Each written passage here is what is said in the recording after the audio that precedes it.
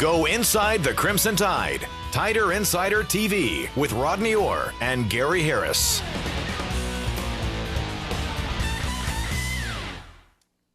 Alabama didn't play, but the Crimson Tide won anyway this past weekend. Number 5, Michigan State lost at Iowa, and number 6, Missouri fell at Nebraska on Saturday.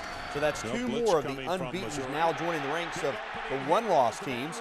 And with only Oregon and Auburn left as the undefeated automatic qualifying teams, the Tide is right back in the hunt for the national championship. Of course, that's contingent on Alabama taking care of business this coming weekend and every other weekend until the end of the season. Good evening, everybody, and welcome in to Tider Insider TV, presented by Buffalo Rock, alongside Rodney Orr from TiderInsider.com. I'm Gary Harris. Tonight, Rodney, we've got ice-cold Pepsi. And we're also going to be talking in depth about Alabama's BCS picture. That's coming up. But first, like we said, Alabama has to win at LSU. The Tigers took their first loss of the season a couple of weeks ago at Auburn. So they'll be looking to bounce back big time against one of their arch rivals, the Alabama Crimson Tide. I think our football team has character. I think those teams that lose games back to back routinely, don't necessarily have the pain in the pit of their stomach that this team will have. I think we'll play with edge. I think we'll want to be very competitive, and I think there's a natural rebound to this team. I don't know that we do anything as a coaching staff that's very special in any way. Rodney, let's go in depth on LSU.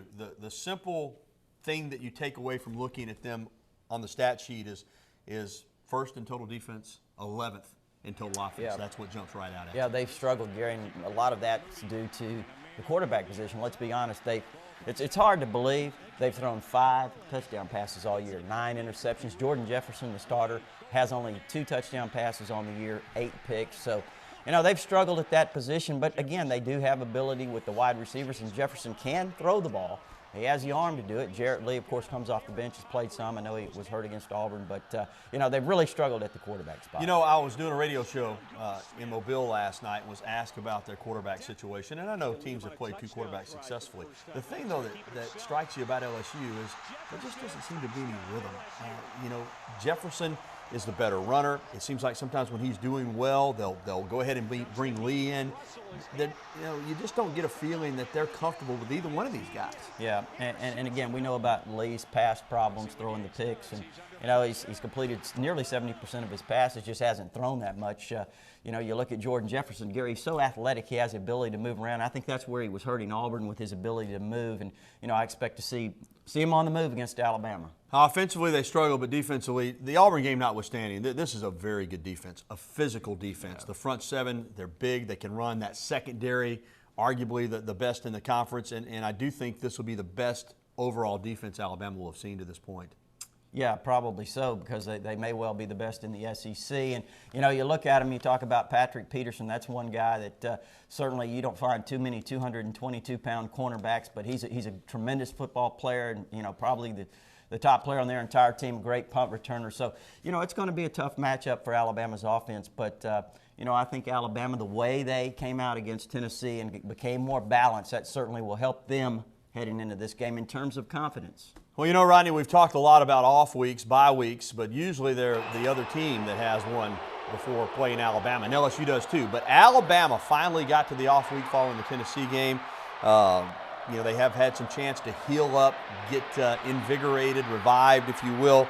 Now, coming off a great second half against Tennessee, what do you think about the off week? Coming at a good time, you think Alabama will have more pep in their step against the Tigers on Saturday? Well, they had to have it. You remember last year, Gary, when they did the South Carolina and then the Tennessee game, where they really, were a gassed football team. They were kind of in that position this year, but not only that, this year they had more injuries, I think. I think there's a lot more guys that had to get healed. Looks like DJ Fluker's gotten better. We'll see, what his status is come Saturday. And Nick Saban saying really the only guy at this point that was questionable yesterday, as of yesterday, was Kerry Murphy. So, again, I think certainly it will help Alabama. And you talk about the running backs, I think that's a key because, we know that Trent Richardson and Mark Ingram had both been a little bit banged up, and I think that certainly will help them. So a couple of rejuvenated football teams on Saturday in Baton Rouge. Well, still to come on TITV, we'll make our predictions for the Alabama-LSU showdown. But up next, is Nick Saban's past still a storyline in this game, or have LSU fans finally moved on? Tider Insider TV will also be taking your phone calls and getting your emails at 205-348-WVUA. That's 348-9882. And later, don't forget, we'll talk about Bama's BCS hopes. Does the Tide control its own destiny? Stay tuned. You're watching the show that takes you inside the Crimson Tide, Tider Insider TV. Welcome back, everybody. More Alabama-LSU in just a moment. But first, I want to talk to you about Nuke's Express Cafe, 205 University Boulevard East, just up from the UA campus. Open for lunch and dinner 7 days a week. And you know, following this rain, it's going to get cold outside. What a great time to go into Nuke's and try one of their homemade soups. Every day they feature 4 different soups, hot and fresh and so good. I eat there all the time, so I can tell you from experience, if you haven't tried one of those soups, get by and do so. But don't forget, they've also got those oven-toasted sandwiches, California-style pizzas, hand-tossed salads, a big dessert menu, beer and wine menu, and much more, including terrific iced tea. Call them for your catering needs at 758-2455. That's Nuke's Express Cafe, 205 University Boulevard East in Tuscaloosa. Well, they don't call him Lucky Les for nothing. Les Miles has had his share of lucky breaks during his career at LSU. None, though, bigger than this one a few weeks back against Tennessee.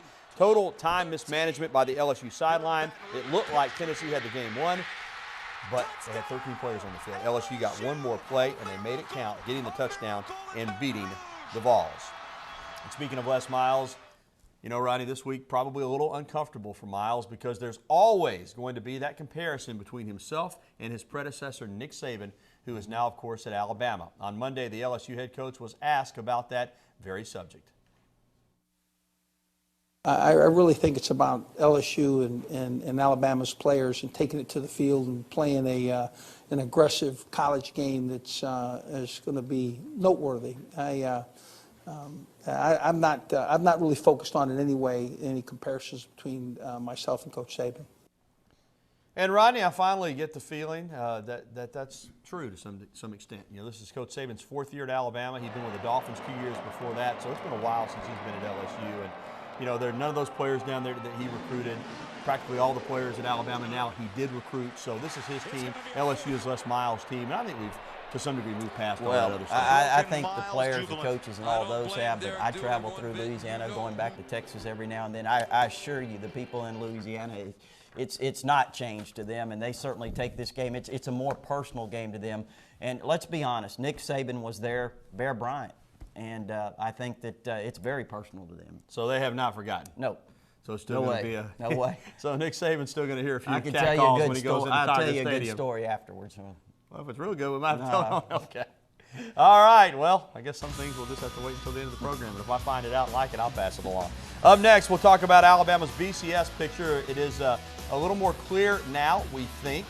Plus, we'll take your phone calls and get to your emails, 205-348-9882. That's 348-WVUA. Or you can email us, TITV@WVUATV.com. I may have to get Rodney to tell this story. You can't tease the viewers like that and then not come through. You're watching Tider Insider TV. Stick around.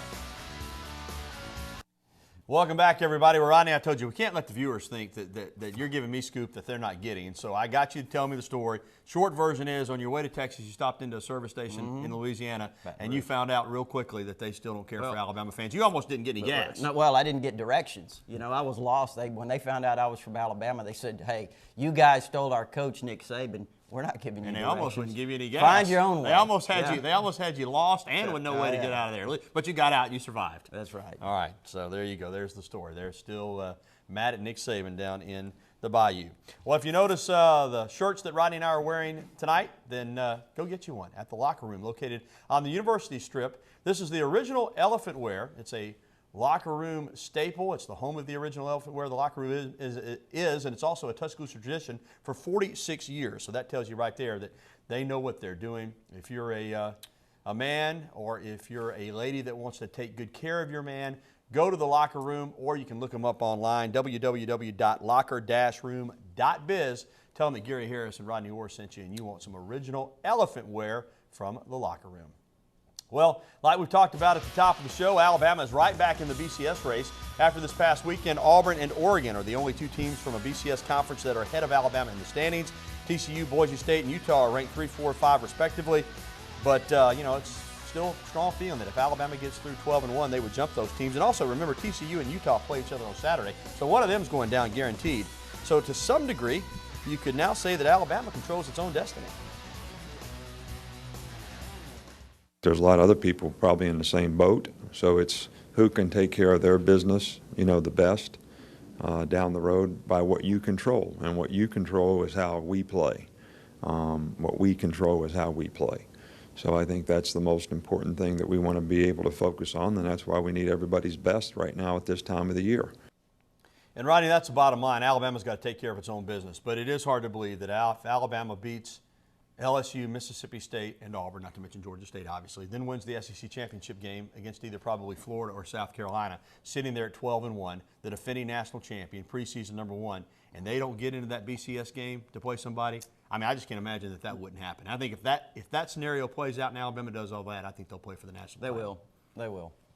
So there you go. If Alabama can take care of its business, Alabama is going to be in business as far as the national championship is concerned, we think. But, again, you can't get the cart in front of the horse. You got to play a lot more football before you can worry about that. All right. We're worried about our callers who've been on hold, so let's not keep them holding any longer. Let's talk to Tim and Coleman first up tonight on the program. Tim, welcome in. Tim. All right, Tim's not with us, but he wants to know Alabama needs to take one game at a time and focus on LSU this weekend. Well, I think we pretty much just covered that. Let me tell you, I couldn't agree with him more because, Gary, let's be honest, a lot of people now are talking about Auburn already. And again, let's remember the most important people are the coaches, Coach Nick Saban and his staff and the players, and they're certainly not focusing on anyone but LSU.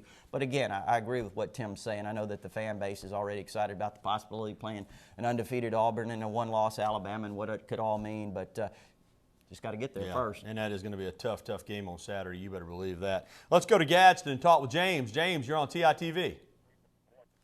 James.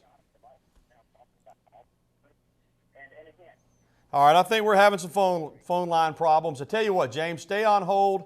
We're going to take a break and see if we can get these phone problems cleared up, and we'll be back with more phone calls and emails when we return here to TITV.